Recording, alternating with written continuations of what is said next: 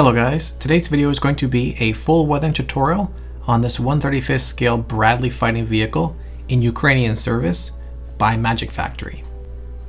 As usual, this is going to be one of my full weathering tutorials where we go through the entire process from painting to finished weathering.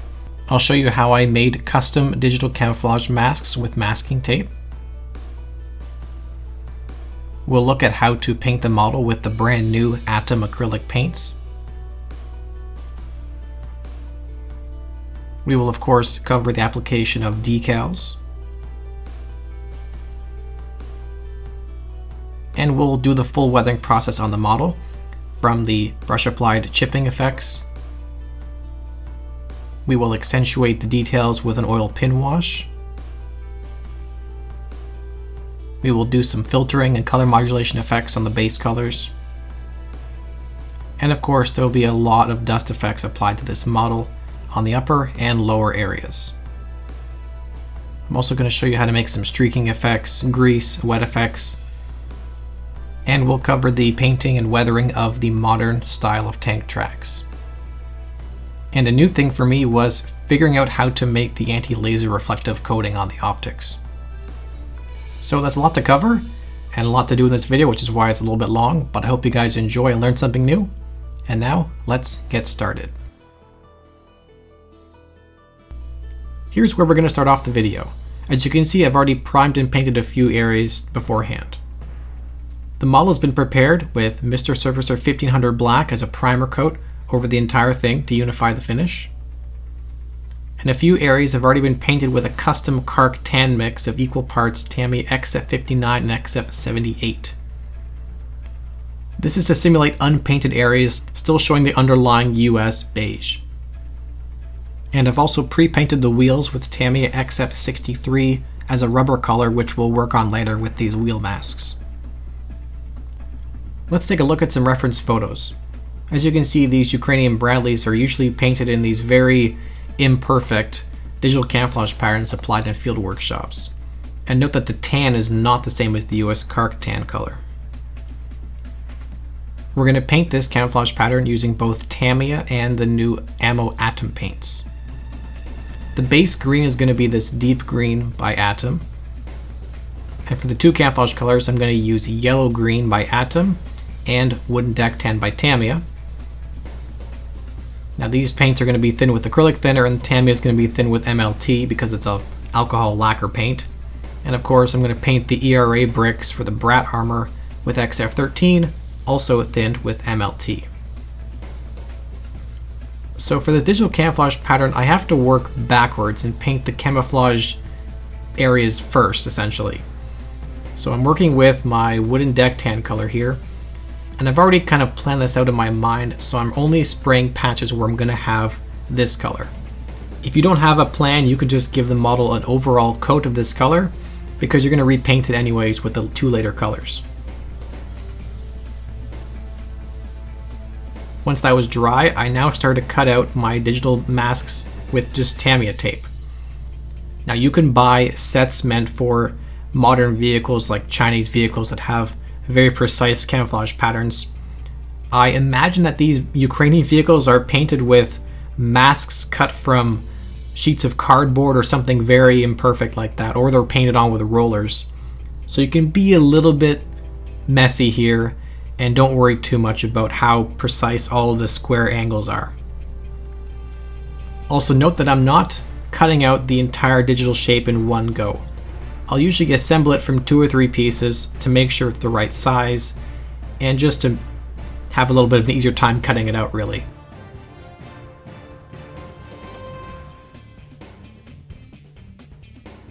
And now with the first color applied and masked off, we will repeat the process with the second color of our pattern, which is the more yellowish green color. Now this is one of these new Atom paints by MIG Ammo, and I was excited to try these on this model because they have some benefits that we'll cover when we're doing some touch-ups later. But these paints do spray very well. You have to thin them about the same ratio as Tamiya paints, but I've had good experiences with them and they're very durable, so I will be using them more in the future. And once again, I'm cutting out my masks and just putting them on Again, these vehicles are done in the field to some degree, so they're all a bit different. So I'm just kind of making it up as I go with a few reference photos as inspiration.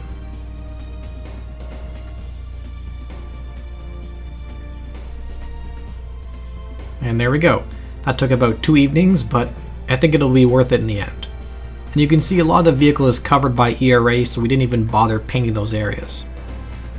Now for our base color. Like I said before, these atom paints, I like them a lot, but you have to thin them more than you might expect for a water-based paint. And I'm running with a pressure ratio and thinning ratio similar to what I do with Tamiya paints. Of course, though, I'm not using a lacquer thinner, I'm using the Big Ammo thinner. And I spray this on at 18 psi as I usually do. And note that, as always, and I always stress this, I'm building up the paint in a few thin coats. I don't hose it all on for solid coverage in one pass because that will give me a poor surface finish, and especially in this case, that'll probably bleed under our tape and basically ruin our digital pattern. So it's important to build it up in a few thin coats, just go back and forth, go to one area and then back to the previous area, and you'll have a much better painting result in the end. Now here's where the wheel masks come into play. Remember, I already painted these with the German gray color earlier. So now I use this wheel mask provided in the kit, spray the hubs, and that saves us a lot of time. And now for the moment of truth, removing all these masks. And spoiler alert, I think this came out looking very good. It was a fair amount of trouble masking this all by hand, but it's worthwhile in the end because this looks absolutely beautiful, and the colors, I think they are perfect for what these things look like. So like I said, very happy with this. Here's the Brat armor painted and put in place with that Tamiya XF13 color, and overall this looks pretty freaking sweet already. Haven't even started weathering it yet, but I'm very happy with this. The colors look bang on for how these things look in Ukrainian service. Alright, now let's do some detail painting and some chipping effects. I'm going to use acrylic paints for this. First up, we'll do some touch-ups to the camouflage pattern with the colors we use to spray it on. I'm going to use these 3 colors here to mix up a custom Kark tan for some detail painting and chipping effects. And this array of colors will be used for painting and weathering the tools. As always, a good paintbrush is key to good brush painting. These Ammo Marta Galinsky brushes are very good and very affordable, so I've been using them recently. So like I said, to start off with, we're going to do some touch-ups to the digital camouflage pattern. Now this is the main reason why I use the atom paints. It's because they are a rare commodity, let's say, in that they brush, paint, and airbrush to the same final color. Usually paints in our hobby will have a different pigment density and therefore different color if you airbrush them versus brush paint them. But that's not true with these, so you can do touch-ups and it will match perfectly. So I can see a lot more applications for these paints in the future because of this benefit of them. Now let's look at some detail painting. I give the tool handles a base color first in this wooden color, gray-brown by AK Interactive. You'll note that I use AK Gen 3 paints a lot because I think they brush very well. Similarly, the metal base areas are given a coat with rubber black by AK. And now I paint some wood grain on the wooden handles with vampiric flesh.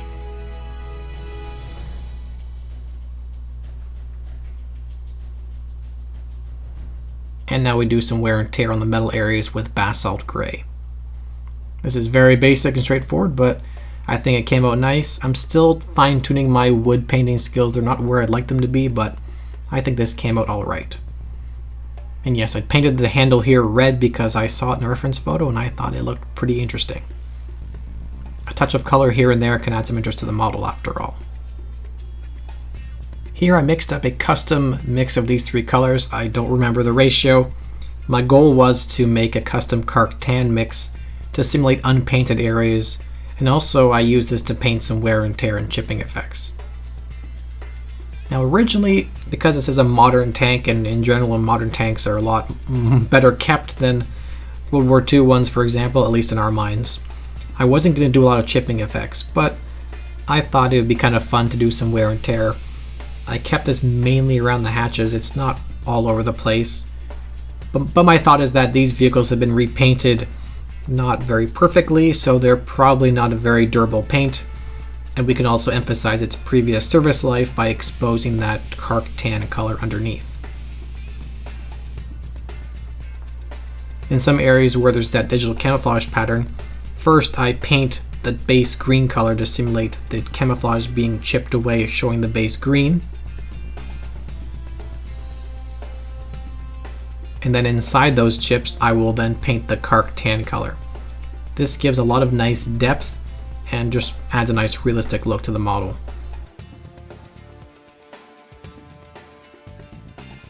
And there we go. Detail painting is done, and we also incorporated some initial wear and tear chipping effects on the model. You can see all the shell casing marks on the front. We'll add some casings later, and chipping focused around the hatches and access points in the vehicle. Otherwise, it's still looking pretty clean, but of course this is just the start, and this is our roadmap onto which we'll actually do a lot of the later weathering effects. Now we're going to look at applying some decals onto our model. To begin, I'm prepping the surface of just where the decals are going to be applied with some gloss varnish by VMS. Now, generally I'm not a gloss before decals kind of person, but I don't quite trust these Atom paints yet, like I do my Tamiya paints, so I'm going to put the gloss on just to be safe. Now I prepare the decals by soaking them in warm water for a few seconds, and then I'll apply them on the paper towel there to set for maybe a minute and a half until the decals are ready to go. While they're sitting, soaking, I'm going to prep the surface where the decal will be applied with microsol, not microset. Once the decals are moving freely on the backing sheet, they're ready to go.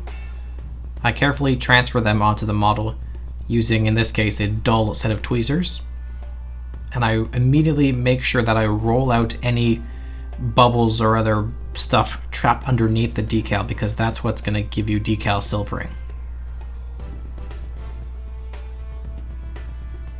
Once it's snug to the surface, I will apply a second layer of microsol on top of the decal to soften it and make it really stick into the paint for the painted on look.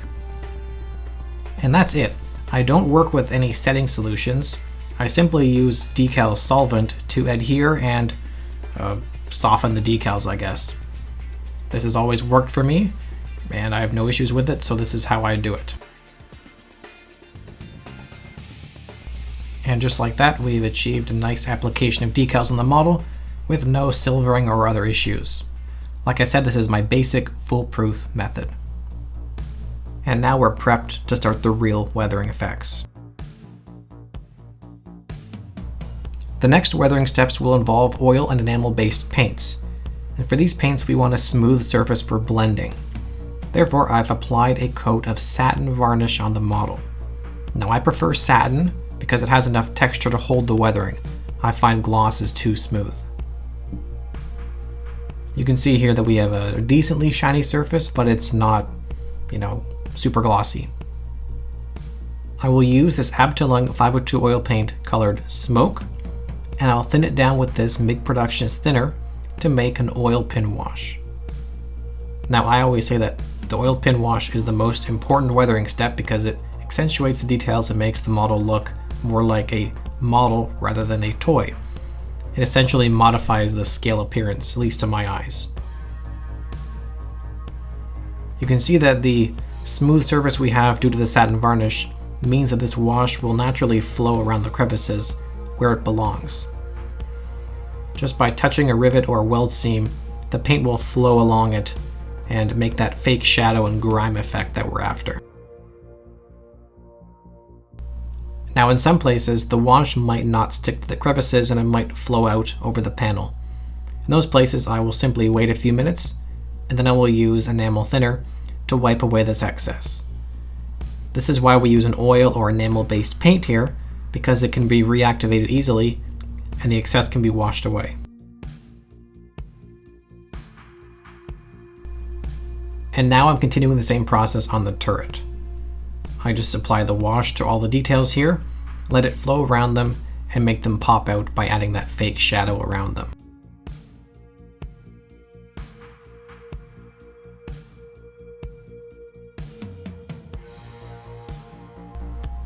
Then, after a few minutes, I go in with some thinner and I wipe away any excess that I don't like. You have a couple of hours to do this before that paint gets a little bit hard to wipe away.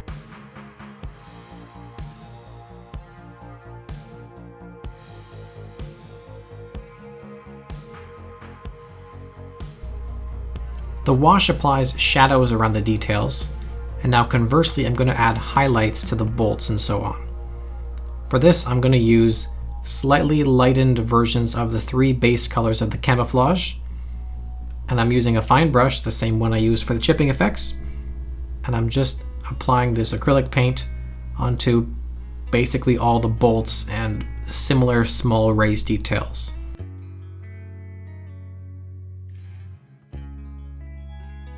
This is, of course, entirely optional, but in this case, with the level of detail in this model, I figured this will be a good standout feature. And this will also be toned down by the later dust effects.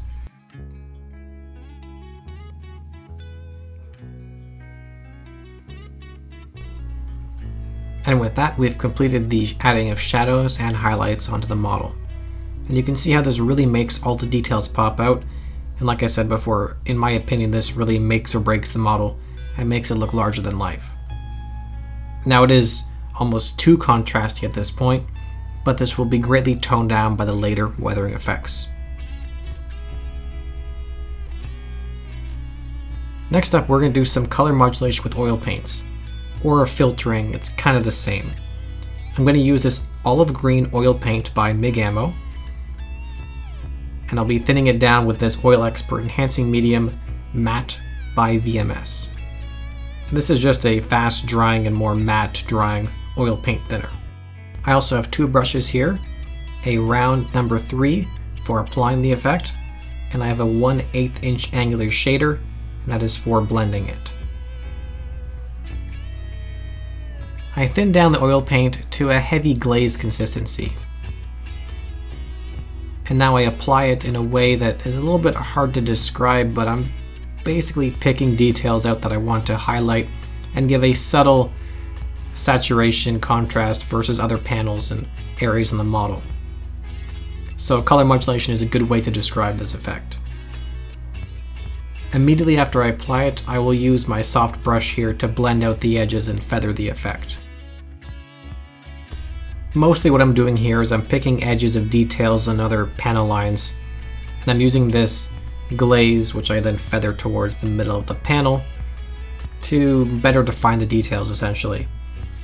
This will get toned down by the later dust effects, but it will survive in a subtle way that better defines the details and other shapes of the model, really.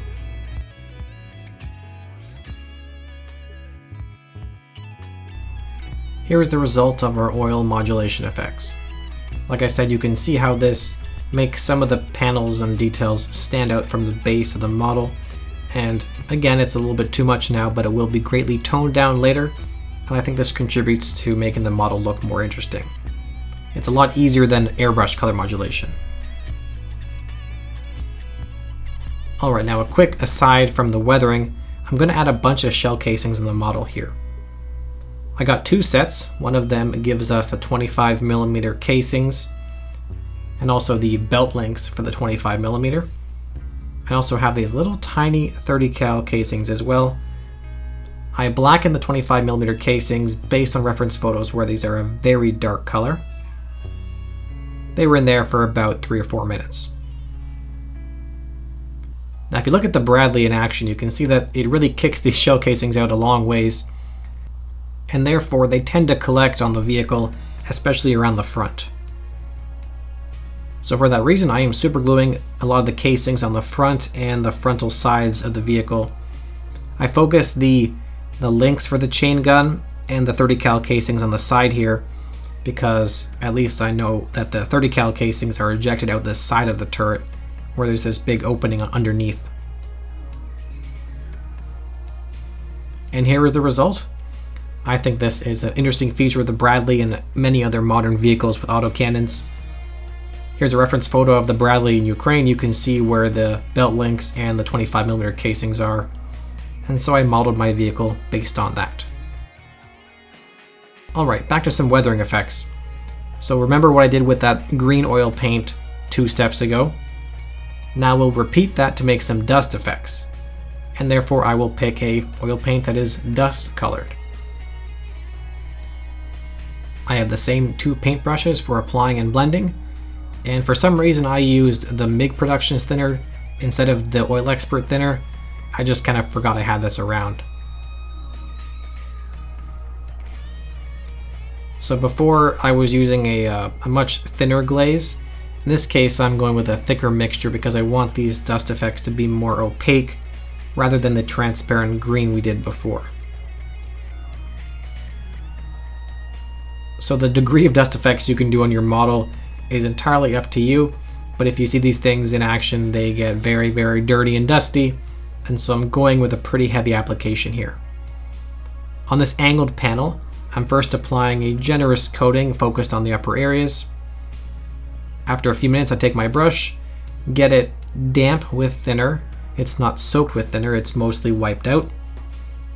And I can make some streaking effects by blending it in a downward motion. In other areas, I might not make so much a streaking effect as just a general accumulation. And in those cases, I might use a thicker mixture of oil paint.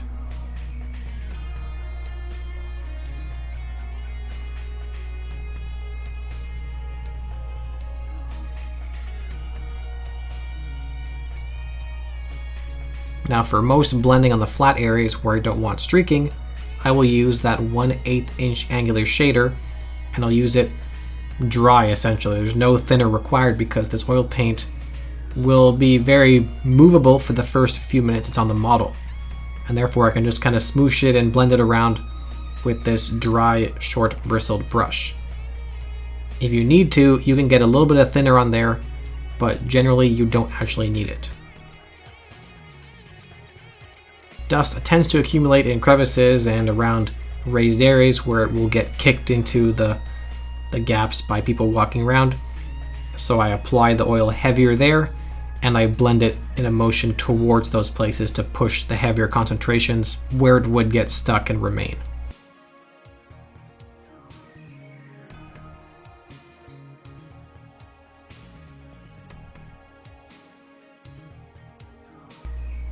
With the dust effects applied on the upper areas of the vehicle, you can see how this has greatly toned down our previous weathering effects, which is why I went with the increased contrast for those steps. Overall, this is looking just like my reference photos, and now we can move on to the same effects on the lower areas. On the lower areas of the vehicle, I'm going to use some of the same effects we just used, but add a few more things to elevate it. I have the same dust colored oil paint. I'm also going to add Starship Filth for darker, more moist looking areas in the heavier built up earth. I also have an acrylic texture paste here. This is the out of production Wilder textured earth. You can use products by AK or MIG in exchange. I also have water to thin down the acrylic paste, and I have of course the enamel thinner for the oil paints, and the same brushes we used before. In a limited and controlled way, I'm applying this heavy texture paste on the very bottom areas of the front and back of the vehicle to simulate some areas where there's been sufficient earth and dust buildup to actually have some texture. Don't put this everywhere, it'll get out of hand way too fast.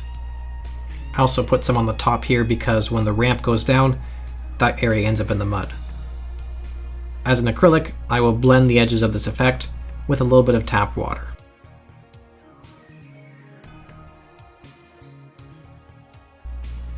As was the case on the upper areas of the vehicle, the majority of our dust effect is going to be this oil brusher colored dust, and I'm really just covering all that texture because the color isn't quite right and it's just there to contribute the texture. So as before, applying the oil paint, and I can blend it if required with thinner, or a dry brush depending on if I want streaking effects or more smooth fades and transitions. For example, on the rear, this is an angled surface, so I'm doing a lot of streaking effects. I can paint rough streaks with small amount of the oil paint. And then I get a brush lightly dampened with the enamel thinner. I unload most of the thinner, and now we can smooth out those streaks and better taper and define them, make them look more subtle and realistic.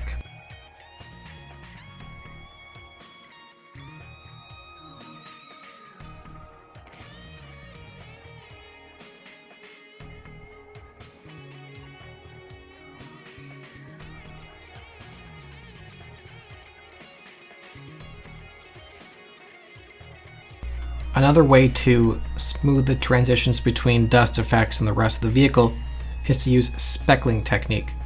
In this case, I'm just using the same thinned, slightly mixture of oil paint, and I'm flicking it on using a toothbrush and a small brush with the thinner in the brush. Now do this carefully in practice first because you don't want to spray paint all over the model, but if done correctly, this can give you a realistic mud spatter effect. It helps to smooth the transition between the heavier dust and earth areas into a more dusty, light area on the rest of the tank. Now in some of the areas that are lower down and would collect moisture, especially with the heavier texture we did earlier, I can simulate some accumulated moisture by applying some of our darker oil paint here. In this case, this is Starship Filth. And again, I am feathering and smoothing the edges with a brush lightly dampened with enamel thinner.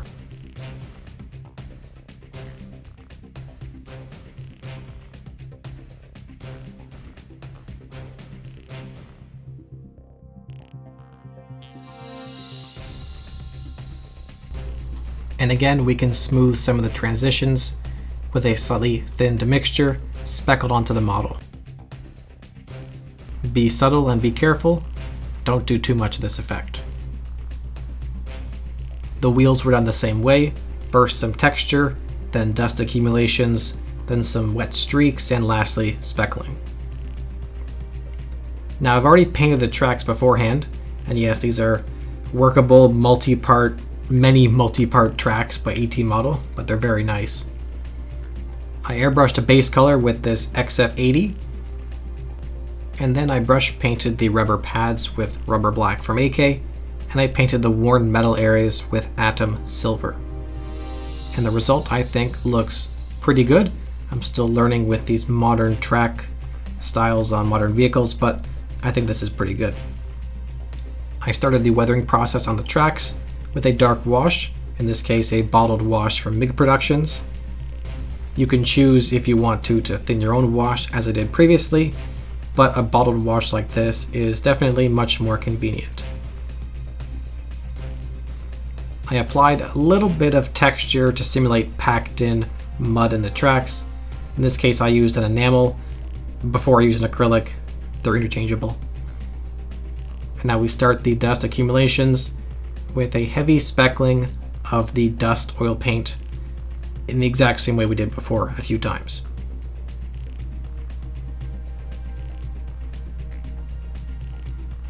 A few minutes later, I take my angular shader brush and I am blending this dry in the direction of motion of the wheels. This will give us some kind of streaking effects on the tracks as a base color. And then I did a second layer of speckling.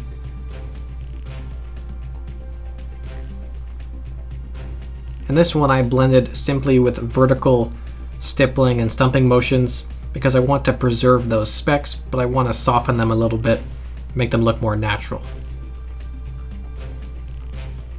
And just like on the vehicle itself, we can make some accumulated moisture in the heavier areas with a darker oil paint, which we apply, and then we can blend out the edges and feather them with some oil paint thinner.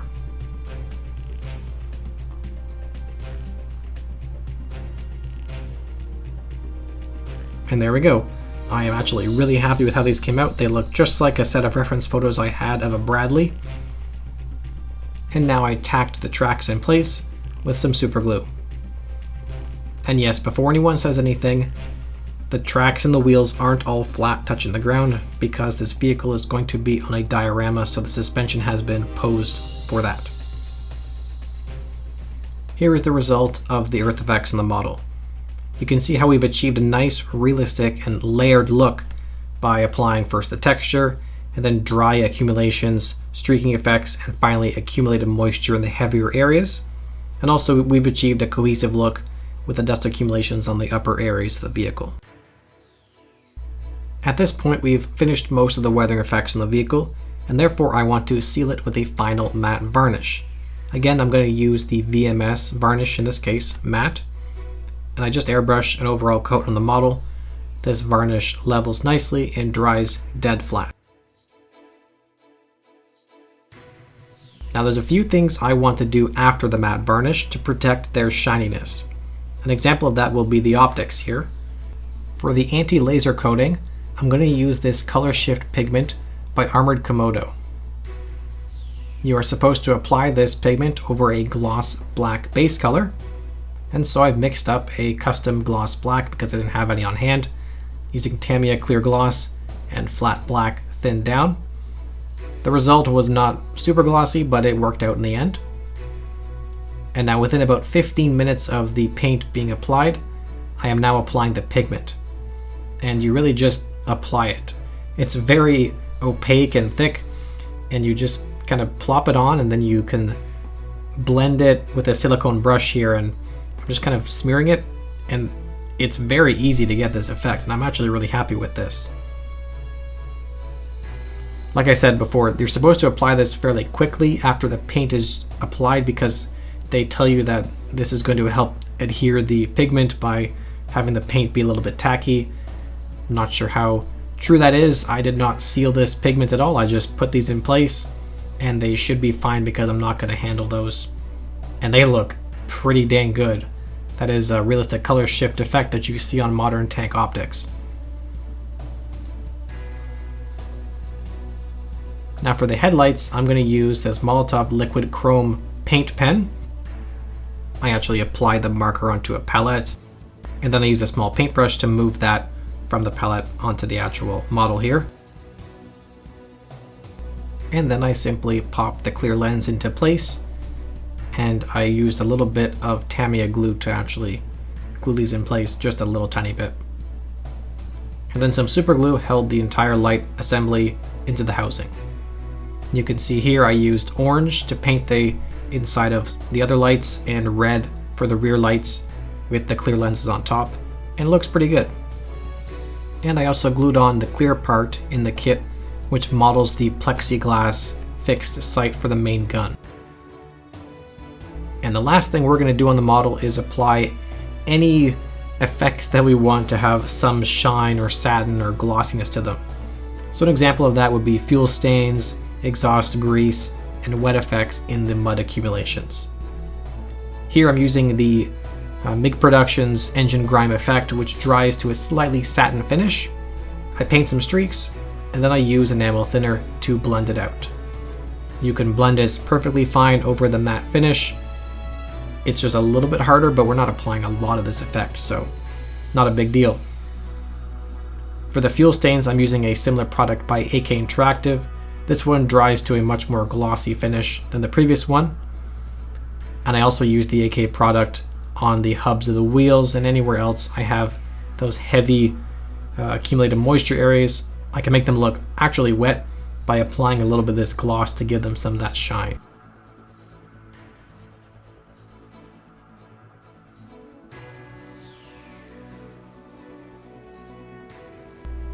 Here is the result of all the effects we applied on top of the matte varnish. It is key to apply these effects after the matte varnish, because if we apply the matte varnish on top of these effects, we would kill their shininess and they would be completely pointless. Our clear parts might get fogged up, and a reflective coating on the optics and the fuel stains and grease effects, these would all be toned down and possibly ruined by a matte varnish. Therefore, the matte varnish goes on first and the shiny things go on after. And with that, our weathering on this vehicle is complete. Hope you guys enjoyed the video and picked up a new tip or trick or two. This was a very fun project, and it was different than my usual World War II armor because a lot more of the weathering was focused on oil paints and especially the dust accumulations, because these vehicles aren't super chipped and banged up as they are just absolutely filthy, I guess you'd say. As always, if you have any questions or comments, you can post them on below. I'm always happy to read through them all and help you guys out. And if you like my work, you can support me for just $1 a month on Patreon. Even that little bit helps out because I might not make a single penny on this video because it's possibly not advertiser friendly, demonetized content. You know, it is what it is. It was a cool project and I had fun making this video. As always, take care guys, stay safe, and I'll see you next time. Happy modeling.